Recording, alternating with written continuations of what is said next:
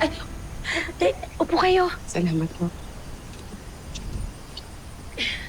Naku, buti naman. Naniwala ka sa amin. Naku, hindi nga ako masyadong naniwala eh. May parte pa rin ng utak ko na sinasabing scam to.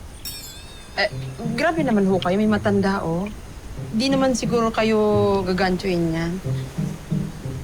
Wala sa lahi namin naman loloko, no? Ay, pasensya na po kayo. Pwede niyo na po ba akong iharap kay Sir Enrico? Pwede ko na ba siya makita? Sige, pero hinahinay ka muna. Kasi medyo naapektuhan talaga yung memorya niya. Hindi siya makaalala eh. Pero sige, halika, sasamahan kita. Ha?